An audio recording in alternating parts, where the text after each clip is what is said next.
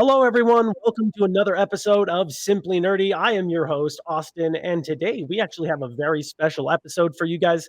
We are so first. I'm here with Steve from the usual panel, but we also have some very special guests. We are here with Kristen, Rylee, Mike, and Cason from the band Advent Horizon.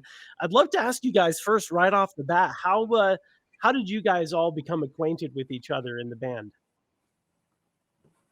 Oh man, Cason, you go. I go? Okay. So Rylee and Mike have known each other for a very long time. They actually started playing music on the same day because they both love Rush so much. I feel like that's like an adequate description. And then I met these guys at a show. Man, I must have been like 14, 15 years old, something like that. Grant, who's not here, was actually in a band with me. And I met these guys at a show, and we just I became close friends with Mike. And then a few years later started playing music with him. So I think we've known each other for over a decade now, been playing with music with each other for a little over easy now. So going on 2 decades, man. Oh my gosh. Holy cow. I know my back hurts just thinking about it. You guys were but babes at the time. Yeah. For real. Wow. Well, Cason, you didn't go all the way into it and we don't have to make it a long story, but your band was playing in a battle of the bands against our band. And you beat us. Against Advent Horizon. We beat you. So we both played a Rush cover. Y'all, I remember you guys played Analog Kid and you murdered Analog Kid. And we played the Overture to 2112. But our drummer didn't have a drum set at the time. He just had like one of those little drum pads, like electronic drum pads. Not what you should be playing Neil Peart on. And they smoked us in the Battle of the Bands. And my dad very specifically said to me, you guys did really good, but that Advent Horizon band killed it. And if you ever have a chance to join their band, you should. So here we are. Yeah, here we are a million years later. Nice.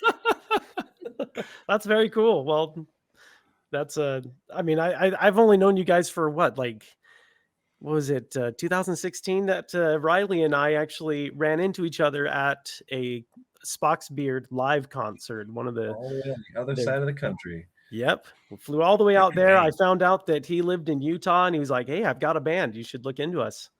And so I certainly did. I took a look at Advent Horizon, found out that they had a new album called A Cell to Call Home. You guys should definitely go check it out. We'll go put a description. Oh my gosh, I am all over the place. I'm going to put a link in the description below, so be sure to check it out.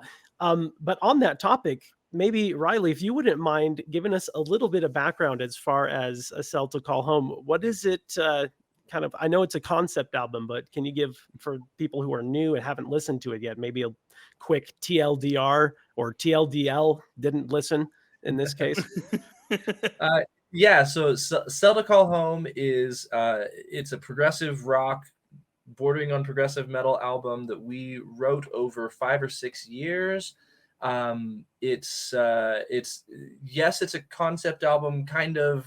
I've been back and forth on whether I want to call it a proper concept album, but it is based on the story of a distant family member of mine who was who had a lot of issues with drug addiction, and it's kind of surrounding this family member and their ups and downs and the rays of hope they had and the dark times and the light times that they had and the relationships in their life that interplayed with that whole cycle and how those relationships helped and also hurt in different ways. It's kind of just all about living through addiction and everything that goes with that. Yeah, that is so special. That's really cool. This is just kind of me being open and honest as someone who has dealt with different addictions in life. It's really cool to go through the album with that in mind, because it wasn't until recently that I had that in mind, that I was like, oh, this is actually about addiction. I think I was watching another interview where you had described that to somebody, and I was like, that really opens, my mind to what the music is about and what the story is about, and just the struggles that one can go through as they relapse. And when we tried, as we were writing it, to keep it relatable to more people, I didn't want to get too specific with the writing so that I didn't want to get to a point where it was so specific that most people were just alienated by it. Like yes, it is about this specific family member and their specific situation, but there is so much that can be drawn from that experience and related to anybody in the, like, we all have struggles in our lives and things that we are fighting through. And we tried to keep the album to where anybody can listen to it and find something that they can relate to in it, which is why when you listen to it at first, you might not think of it as like, oh, this is obviously about substance abuse and addiction and all that kind of stuff. It kind of just sounds like somebody who's dealing with struggles and they find people in their life to help them out of those struggles, and then they end up, going through cycles. It's a little bit more vague than I think a lot of other albums that tell stories end up being, but that's my personal style of telling stories. Right. The lyrics are very open to interpretation for anyone who's listening to it. That's great. Yeah, I think that's awesome. a good way to do it. I mean, I agree. Keep it generic, otherwise people won't relate, Mm-hmm. So props. That's awesome. Kind of on the topic, because you'd mentioned a kind of a blend of progressive rock and progressive metal. Do you feel that are you just kind of in a happy medium as far as the genre goes for Advent Horizon, or do you feel like you lean more one way or another? Mike, it's you. Oh God. Okay. So when it comes to progressive music in general, my thoughts, they're a little bit, again, just like our album is, my opinion on genre is a little bit more vague than that, because progressive rock as a whole has so much to it, and progressive metal is, it's just a grittier version of that, right? So I don't know. It just depends on what the song needs. Because like on the first song, Water, I throw out some blast beats. You don't really hear that on old school prog records. But then on like How Did It Get So Good, the very beginning is very light and happy. So it's like it runs the gamut. I agree. I think I That's feel like a lot of progressive metal kind of falls into that category where it's like you have some people listening to it and they're like, I'll take Haken, for example. I'm wearing their shirt, obviously. That's one of the first ones I'll go to. Love that shirt, by the way. That's so sick. Shirt. Right? It's a Krana shirt. Had to drop a pretty penny for this one when I went to their live concert here in Salt Lake. But for example, they will play, and I think they're labeled as progressive metal. Am I incorrect in that? Would you guys consider you'd be right. progressive metal? That's what I'd say, yeah. But a lot of their songs, you would hear a song and you'd be like, that doesn't sound metal. That sounds like, Gregorian chant. That sounds like jazz. It leans a little bit more progressive rock until you get to certain albums like Vector or Virus. And there's always metal elements to all of their music in each of the albums. But if you were to take any song from those albums and say, this isn't as metal as people would expect, then all of a sudden they start to question, just how progressive metal are they? And I've heard that from a lot of people. Like, you're not progressive metal, or you're not progressive. You're not progressive rock. Progressive rock is, yes, or. Well, that argument goes out the window if you listen to Images and Words once. The Dream Theater album. Yep. It goes everywhere. It has the soft ballads, it has the hard rock, it has the progressive metal, and that came out in what, 92? Yeah, super old. Yeah, That's way old. Well, and I think this band is just like, I think we're just trying, I'm not the main songwriter, that's Rylee over there, but from the time that I've worked with him, it's just writing good songs. Like, we're not trying to be something we're not. And I think we did make a conscious effort on this record to be a little bit more focused and definitely be in that like progressive realm, because we wanted to release progressive music for a progressive audience. Mm-hmm. But I don't think we were like too into the nitty gritty of like, oh, this needs to be metal, oh, this needs to be more prog rock. And in a certain sense, I think it does put us in like this really awkward position where we certainly have people online being like, they're not progressive metal, they're progressive rock, and then other people saying the exact opposite thing, right? But for us, I think we just want to write good music that people are going to relate to and people are going to listen to, and it just so happens that we tend to write progressive sounding music. So I think that's what we're focused on, just good albums, good songs. There you go. And then you can just make your own special fusion blend of progressive rock and metal and call it, I don't know, progressive adamantium or something. I don't even know. but that's really special. It's really cool. So I saw you guys live. I went to the performance in what was it, Midvale? I think. Yeah. It was. Oh, the one at the Pearl.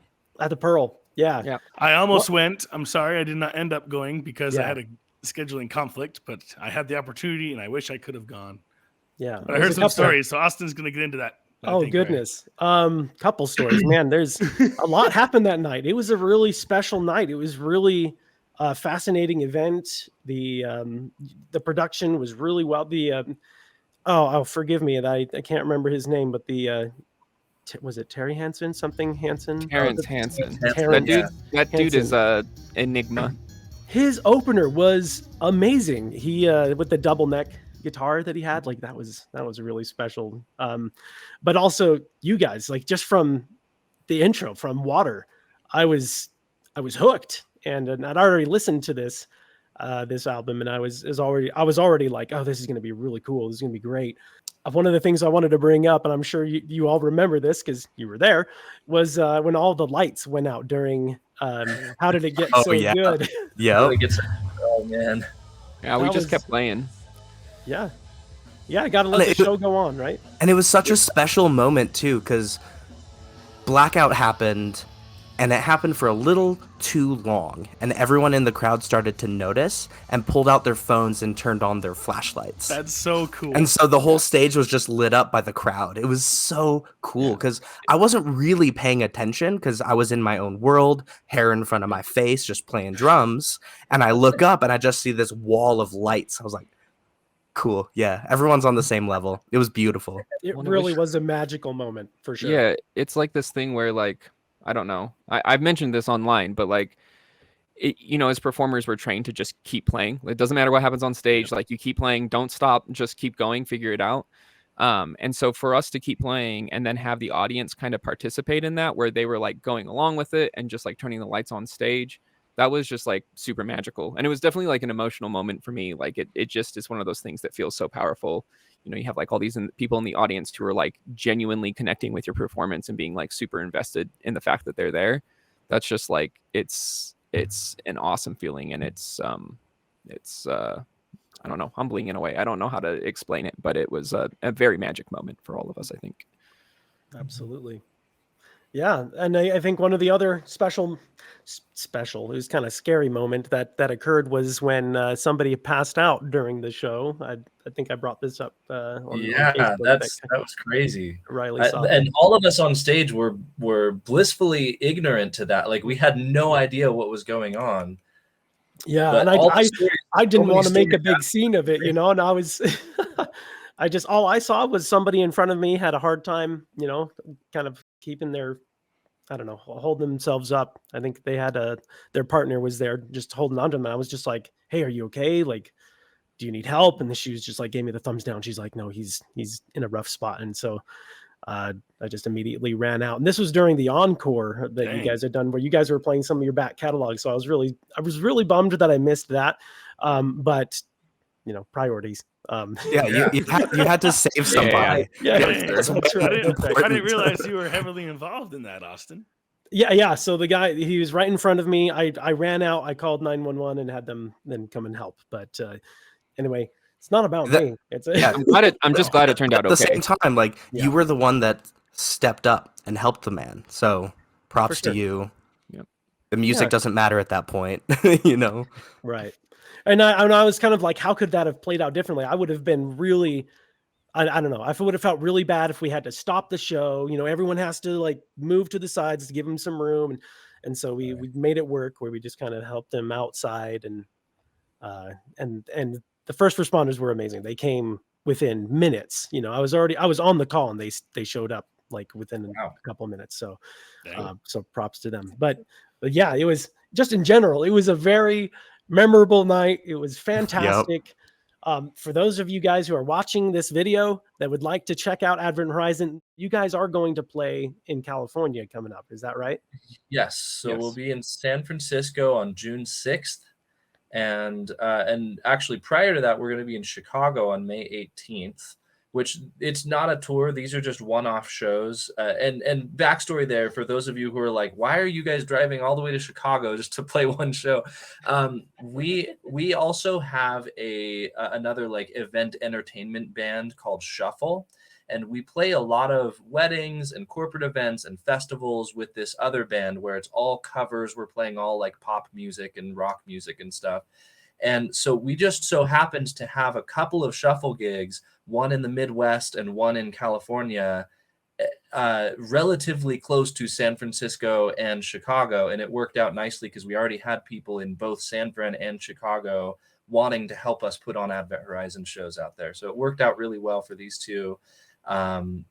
That's May 18th in Chicago, June 6th in San Francisco. They'll both be awesome shows. The San Fran one in particular, I'm really excited for. This is the first show that we're ever doing like a VIP experience for, which is cool. That was the idea of our friend and fan, Rob Walker, who's helping us put the whole show together.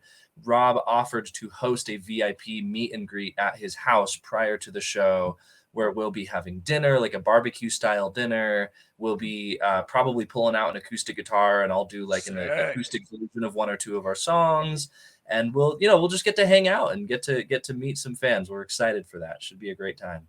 And if you want us to come show up closer to where you live, there'll be more dates in the future. We're working on it. Just nothing official yet. So there's other irons in the fire that we're not allowed to talk about yet, but we will have other shows, I swear, before the end of this year for sure. That's right. He's got to awesome. keep his secrets. Awesome. Well, yeah. Go check them out, guys. Take a look at their website. I guess where can they find you guys, if you wouldn't mind sharing? So best place is just going to be adventhorizonmusic.com, because that you can link to anything else from there. Right on the front page, there's links to our Spotify, Instagram, Facebook, Bandcamp, all that stuff. Perfect. Yeah. So go check them out. Drop a comment as well if you'd like to see them in your area. We'd love to forward that message to them as well. Now just a kind of fun question for you guys. And I guess for each of you can just kind of take a turn answering, but what would be your favorite song out of A Cell to Call Home? Just whether it's for performing or the writing process or whatever it may be. I'm sure most of you probably have a favorite that you like to either play or sing or whatever it may be. Queso. Really? Oh, me? If I do that, I'll steal your favorite song. So just do it. Just do it. Okay. My favorite song off the record is the last one, Hold Me. I just think it's a really well written song. Like lots of cool like harmonic progressions, that kind of stuff. But I also just think like the lyrics in that song I kind of have like a layered meaning. And I think that it's just, yeah, it's probably the most beautiful song I think Rylee's ever written, and the lyrics are really killer. And it's also, I have a fun bass like fill in that song too. So like three strikes, it's a great tune. I love playing it. Nice. That's awesome. So I would have to go with the song Cell to Call Home, because that's the song that really started this whole album. So it's the only song that I did not directly help write. That was Rylee and his cousin. They wrote this, at least the framework for this song, years ago. And this helped us like get this whole idea off the ground. But it was also, like I said, one of the only songs I didn't really help write. So the drum parts were very challenging for me to play, especially the part like right after the guitar solo, like middle of the song. It's this really kind of like trappy beat that really, really challenged me because I wouldn't have written that. Rylee did. Love the high hat work. Yeah, I'm not a drummer, and I wrote that part, which is why it sucks to play. No, it doesn't. Yes, it sucks to play, but it was a fun challenge to do, and it still kicks my butt when I try to play it live, because drummers wouldn't play that way, but I didn't want to rewrite it because I thought it was really, really cool. Yeah. But nice. I mean, it's hard to find like my favorite. It's like, who's your favorite child? I don't know. It might be Bobby, it might be Billy. But yeah, I think Cell to Call Home just in general encapsulates like what I love about our songwriting and our music in general. That middle section's tough. Like there's that part that you're talking about with the hi-hats, but the guitar solo too, it's and I've talked to a few people about this, but like over the guitar solo, there's these chords, and it's like almost non sequitur. Like there is no real form to the chords. Like there's relationship between some of the chords where they like sound good together and maybe they're in a related key. But like if you look at the whole form of that guitar solo, there's no chords that repeat twice in the same context. So it's like completely different context every single time. And you just have to remember, I mean, that section's probably what, like 2.5 minutes long or something silly like that. That's like bebop, something baby. like Yeah. 24 chords in a row where I think it's 24 chords in a row where each chord is independent. They don't relate to each other. Like they kind of, there are leading melodies that exist within those chords. Like the top note of each chord leads into the next chord, but there's no chord progression, so to speak. Like there's nothing. Right. You just There's have no to functional. memorize. You have to memorize 24 chords in a row and remember which one comes after which other one. Oh, And my it's a word. non-functional relationship, so it's not like it's all in one key. It's not like you have 2 5-1s. It's not anything like that. It's like literally you just gotta remember what chord comes next. It reminds me more of like, I don't know, like modal stuff, like stuff out of like the 60s jazz catalog where they're like, I don't know, these 2 chords sound cool next to each other. There's no like key relationship. There's just play. So You gotta love it. That's prog for you, right? Yeah. For real. That's Just be awesome. weird. Riley, what's Yeah. your favorite? I'm curious. Well, I mean, like you already said it, but Hold Me is probably that's the one, like as a listener, I will say it might not be my favorite song to play, but as a listener, it's the one that speaks to me the most.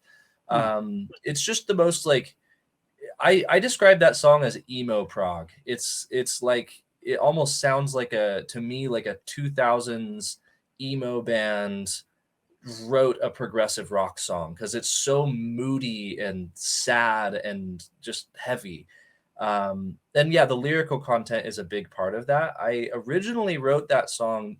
I didn't know that song was going to become a part of this album until we later decided to repurpose it for the album. But when I originally wrote the song Hold Me, it was after somebody that I know was in a he went through a mass shooting scenario where he was at a festival in his city and a shooter came in and there's like everybody's running and screaming and he ended up hiding in this trailer and it was a very intense story and I obviously didn't experience that myself, but just hearing the story from him hit me so hard and made me think about what it would be like to be in that scenario where you're hiding in this small confined area with a small group of other people who you've never seen in your life before. You don't know these other people, but in the intensity of that moment, those strangers are the most important person in your life. Mm-hmm. And there's a sadness there. There's a beauty there. There's just a lot wrapped up in that song. And then we repurposed it for the ending of the album Cell to Call Home, but we kept most of the original lyrics and then just repurposed a few pieces that tied it in a little more with the story of the album. And I love the way that all worked out. Like it's such a powerful piece because of that. It's gorgeous. It reminds me, I know this is like a super weird comparison, but it reminds me of Closing Time by, what's that band? What? So I don't know if you know this. Closing Time has a layered meaning. It's not just about a bar closing. It's actually about him bringing his child into the world and being born. So it has like this this surface level where you're like, oh, they're talking about closing time of a bar, and then like when you really analyze the lyrics, you're like, oh my god, it has this like double meaning. And that's what I mean. Like I know it's a funny comparison, but to me it has like the same kind of vibe where it's like you read the lyrics of the song and you're like, oh yeah, it's about this concept and how this kind of ends.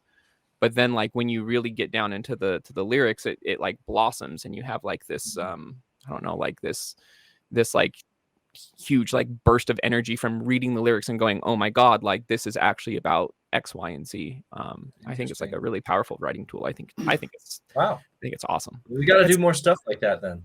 I was gonna say for real. That's the kind of music that I enjoy the most. I'd love listening to something and then it's like, oh, it captivates me musically first, but then I go in, I delve into the lyrics and it means one thing at one point in my life. But then if I listen to it again later, it has a completely different meaning. It applies in so many different ways.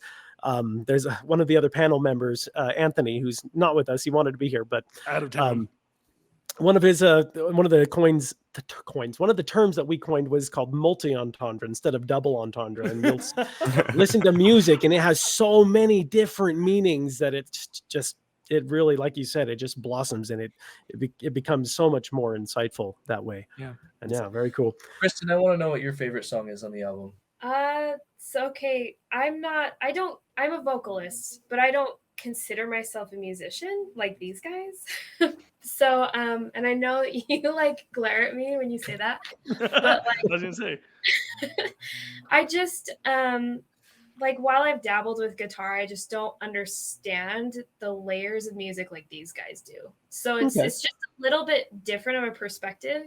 I actually really like Calling It Off because I really love that heavy hitting guitar riff at the beginning. I love the dynamics of this song because it has so many different layers of emotion to it, even if you're not listening to the lyrics. I just think it's it's one of those songs that takes you on a journey, because then you have that solo at the end and it's just really neat. I was going to say that one is a journey, because I listened to that one live and I was like, oh, this one is so good. I like this song. And then he got to the end and I was like, oh, this is like one of my favorites of the album now. This is really cool. There was like the ooh harmony that you guys did, the solo that you mentioned at the beginning. It really takes you on this really cool, I don't know, the progression that you guys go through in that. And then it's just, I don't remember, there was the phrase like goodbye, I am lost, I think that you mentioned in there. And it was just like, it really hit me at that point. And so I was like, oh man, it's powerful stuff. That song is there's like I've always called, we have a habit of writing these songs that I like to call mini epics, where they're not 10 minutes, 12 minutes, 16 minutes long like a lot of other prog rock epic pieces would be, but I like composing songs that contain as much substance as you can possibly pack into a 4 to 7 minute long song. And that's what I call the mini epics. And every one of our albums has at least a couple of those mini epic songs where it's a shorter format, but it goes so many places within that short span. And that's definitely one of them. Sweet. Those are fun to listen to. And also, not to cool guy this whole situation, but the song also has Jordan Rudess on it. I was gonna say, so when I first listened to A Cell to Call Home, I looked at the Spotify notes, and it says Jordan Rudess, and it has Dave Maros on one of the songs. It has, is it Randy Midstein? Yep. On one of them. And I was just like, okay, so did they collaborate with you guys on these songs, or how exactly is that? I mean, Riley's got the beats on this, so. Yeah, I wouldn't say it was like a full-on collaboration. It was more that we had a few songs on the album that we really wanted to have guest artists of some kind on. We didn't know who we wanted the guest artist to be originally. And our publicist, Austin Coquel, who is fairly connected in the prog world, he knows a lot of people. He started just putting out the feelers for us to find other progressive rock musicians that might be interested in working with us and just contributing a little piece to each of those songs. So he reached out to Jordan Rudess's PR person, and they forwarded the original demo of the song onto Jordan, and Jordan came back and said, hey, this is awesome. Yeah, I'd love to be a part of it. We got lucky, by the way, because that was during the peak of the COVID lockdowns that happened. I have a feeling if we had asked Jordan now today, he probably wouldn't have even had time to listen to the demo. There's no way. New album. Noise back in the band. I You heard it think here first. we happened to catch him when he was just sitting around with nothing to do, and so he was like, yeah, why not? And he joined in, which was awesome. And his solo took, like, it was crazy. Cason was with me. Like, I sent him the song file, and it wasn't even like an hour and a half, 2 hours later, Cason and I had just been sitting recording bass tracks together when I got the notification on my desktop that his emailed final tracks had come in. Like, it took him less than 2 hours to do the part. I remember it popping up on the screen being like, Jordan Rudess has downloaded the track, and I was like, oh, he's working on it. He'll probably send us something back in a day. And then, like, seriously, it was like an hour later or something like that. He's like, okay, here's your solo. And I was like, oh my God. Dang. And then so then I had to go back and learn his solo for the live performance. And I want to say that took me like a month and a half to learn. And that man recorded that solo like in under an hour. Like that dude is a machine. Wow. He really is a wizard. Ridiculous. Yeah. Absolutely. Absolutely. So that was awesome. The Randy McStein thing was great. Randy is a friend of our PR guy, Austin. And Randy agreed to do the solo. He sent us a couple of different passes, and we did collaborate a little bit back and forth because like his first take was way more experimental than we were envisioning. It was almost like Mr. Bungley. It was like crazy experimental sounds, and some of it was awesome, and some of it didn't quite fit with what we were looking for. So we kept pieces of his first take as like background effects, and then had him record another solo over the top of it. And so that solo section on How Did It Get So Good was a little bit more collaborative, I would say. And then Dave Miros, who was on Your Flaws, Dave has been a friend / fan of ours for years. He's known us since before Stagehound came out. We happened to run into his wife at a gig we were playing in central Utah, just down in a national park. And she came up to us after our set and said, "Hey, you guys are awesome. You have this really cool prog rock sound. My husband plays bass in a prog rock band." And we were I remember what she said. She said a small prog rock band. And I was like, we were all like, oh yeah, okay, what band? And then she was like Spock's Beard. And I lost my mind. Like I had been a fan of Spock's Beard since I was like 12. And I'm pretty sure one of us said, "Oh, wait, your husband's Dave Maros." Like we already like knew. We knew. his name. It was insane. What a cool moment, because she was probably like, "Oh, what in the world? Like nobody knows." just in general. But yeah, she grabbed a copy of our first album, Mirrored, took it back home. Dave listened to it. He emailed us a couple of weeks later just saying, "Hey, I just want to let you guys know, like there's not a lot of music these days that impresses me, but I really think you guys are onto something with this, and just keep going, you know," and very encouraging. And we've kind of kept in touch with Dave ever since then. We've even gone out to dinner with he and his wife a few times when we've been in California, and we've kind of just kept tabs with each other over the years. And every time we have new music, I send it out to him and say, "Hey, check out these demos. What do you think? This is what we're working on." And with the new album, Dave was extremely enthusiastic about it. He really, really loved it when he heard the demos. And I said, "Well, hey, do you want to do bass on one of the tracks?" And I think if I remember right, his response was something to the effect of, "I don't know why you would ever want me on one of your songs, but okay, whatever." He's so humble and like self-deprecating.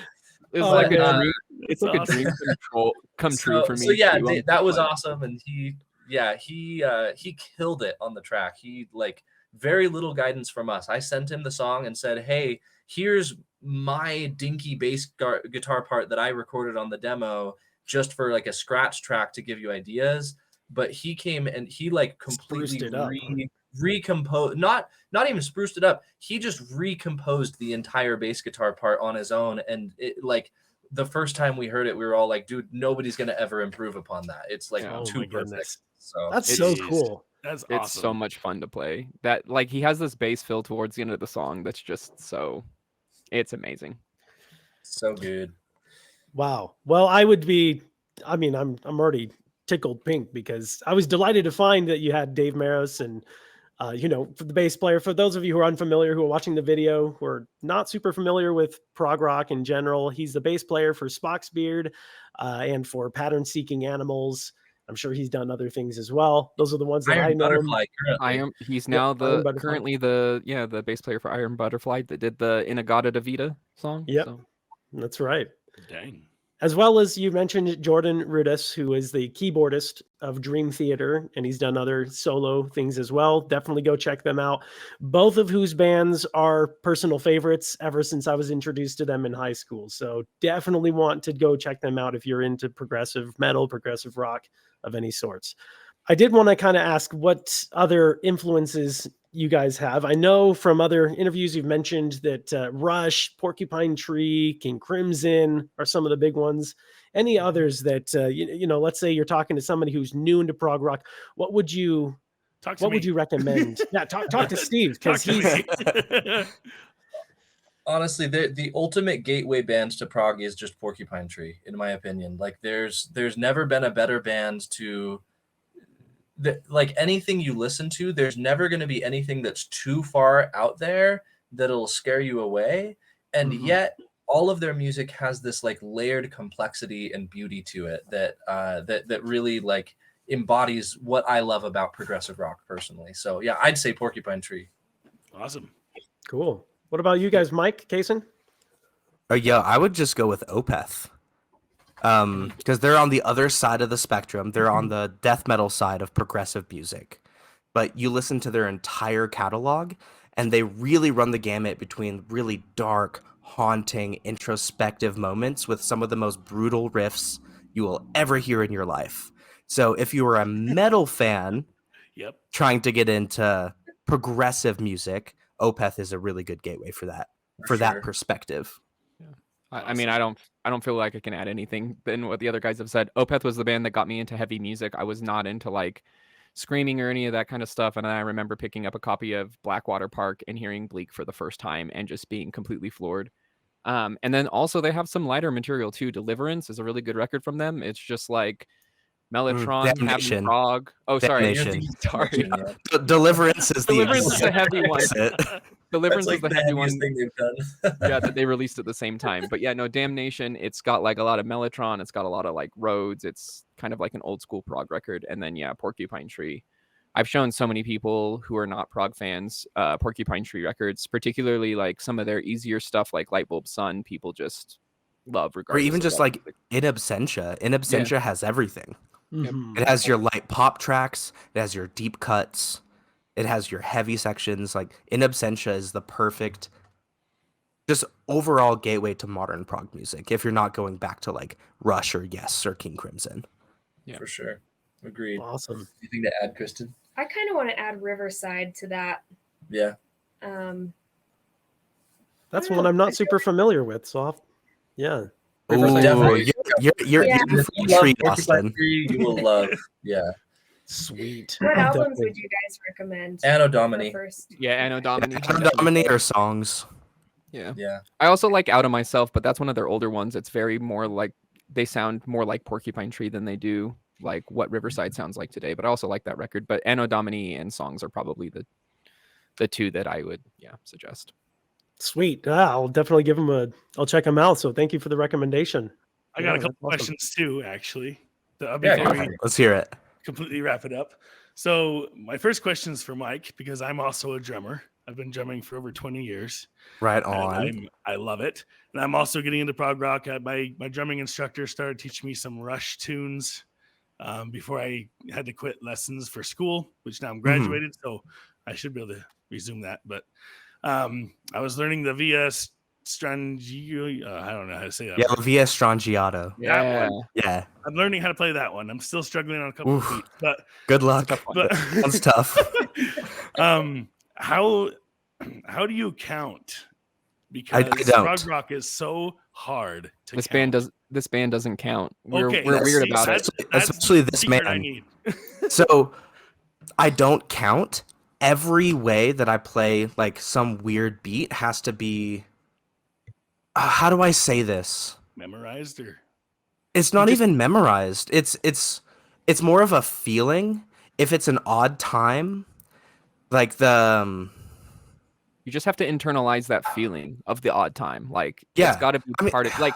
For example, like when it's you're so playing hard to explain. when you're playing a song in 4/4, no one counts a song in 4/4. No one's No. going 1, 2, 3. Like no one's doing that. So like you just have to like have the flip of perspective that you have to spend a lot of time in that 7/8 time signature? Yeah. before it's going to feel natural. Like for example, that middle section that we were talking about in A Cell to Call Home with like all the different like chords that are happening. That section I think is also in 7, if I'm not mistaken. It's in Yeah, some it kind of on time signature. Mhm.